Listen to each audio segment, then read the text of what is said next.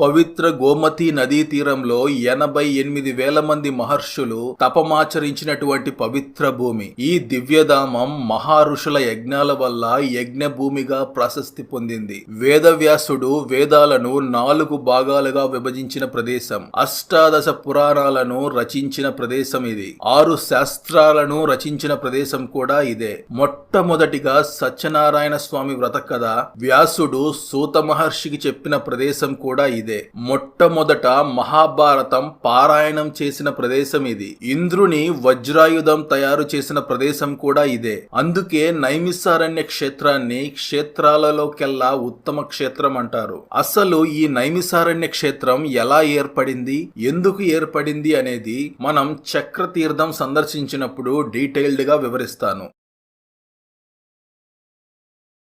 Hi everyone, నా పేరు Nanda and welcome to my channel Nanda's journey. ఈరోజు మనం నైమిసారణ్యం సందర్శిద్దాం. మన దేశంలోని పరమ పుణ్యమైన పుణ్యతీర్థాలలో నైమిసారణ్య దివ్యక్షేత్రాన్ని మొదటిగా చెబుతారు.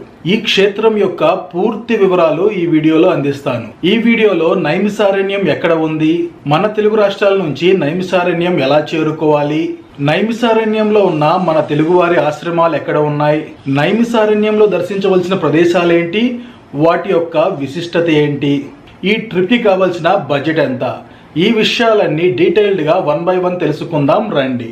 నేను ముందుగా నెల్లూరు నుంచి మథురా చేరుకున్నాను.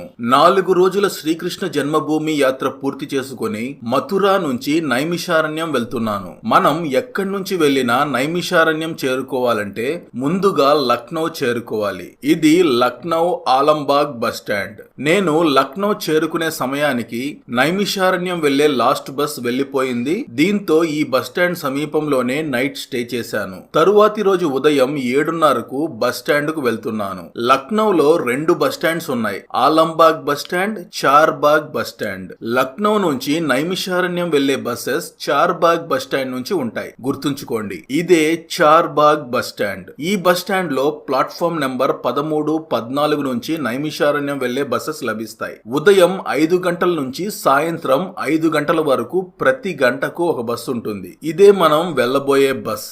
నా బస్ ఉదయం 8 గంటలకు లక్నోలో బయలుదేరింది. ఇప్పుడు మనం మన తెలుగు రాష్ట్రాల నుంచి నైమిషారణ్యం ఎలా చేరుకోవాలో చూద్దాం. నైమిషారణ్యం ఉత్తరప్రదేశ్ రాష్ట్రంలోని సీతాపూర్ జిల్లాలో ఉంది. లక్నోకి 94 కిలోమీటర్ల దూరంలో ఉంటుంది. మన తెలుగు రాష్ట్రాల నుంచి నైమిషారణ్యానికి డైరెక్ట్ కనెక్టివిటీ లేదు. కాబట్టి ముందుగా మనం లక్నో చేరుకోవాలి. మన తెలుగు రాష్ట్రాల నుంచి లక్నోకున్న ట్రైన్ డీటెయిల్స్ డిస్క్రిప్షన్ లో ఇస్తాను, చెక్ చేయండి. రైల్వే స్టేషన్ లో టాక్సీస్ లభిస్తాయి. కారు మాట్లాడుకొని నైమిషారణ్యం చేరుకోవచ్చు. లేదంటే రైల్వే స్టేషన్ నుంచి ఆటోలో చార్బాగ్ బస్ స్టాండ్ చేరుకొని బస్సులో నైమిషారణ్యం చేరుకోవచ్చు. అదే విధంగా లక్నోలో ఇంటర్నేషనల్ ఎయిర్పోర్ట్ ఉంది. హైదరాబాద్ నుంచి డైరెక్ట్ ఫ్లైట్స్ లభిస్తాయి. విజయవాడ, వైజాగ్, తిరుపతి నుంచి 1 స్టాప్ ఫ్లైట్స్ లభిస్తాయి. ఎయిర్పోర్ట్ నుంచి క్యాబ్ లో నైమిషారణ్యం చేరుకోవచ్చు. నా బస్ 11 గంటలకు నైమిషారణ్యం చేరుకుంది. లక్నో నుంచి నైమిషారణ్యం బస్ జర్నీ 3 గంటలు.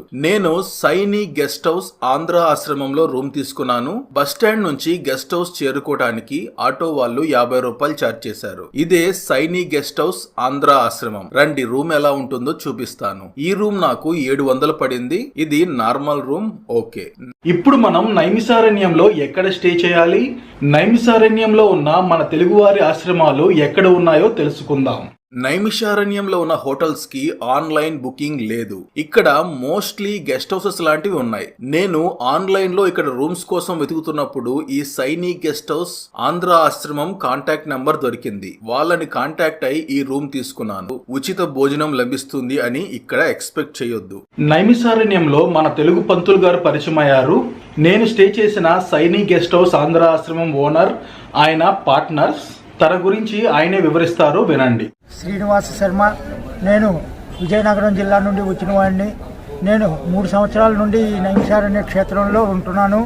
ఇక్కడ నేను మన తెలుగు వారికి ఎటువంటి ఇబ్బందులు లేకుండా వారికి కావలసినటువంటి వసతి సదుపాయాలు, అలాగే వాళ్ళకి సైట్ సీయింగ్, లోకల్ బయట చూడడానికి ఏర్పాట్లు, భోజన ఏర్పాట్లు కూడా నేను చేస్తూ ఉంటాను. అలాగే సత్యనారాయణ స్వామి వ్రతాలు కూడా అందరికీ కూడా మన ఆంధ్ర పద్ధతిలో చక్కగా నేను చేసి పెడుతూ ఉంటాను. నేను 20 సంవత్సరాలు శ్రీ చైతన్య భాష్యం రవీంద్ర భారతి లాంటి స్కూల్లో పనిచేసిన తర్వాత కరోనా సమయంలో ఇక్కడికి వచ్చి ఇక్కడ స్థిరపడడం జరిగింది.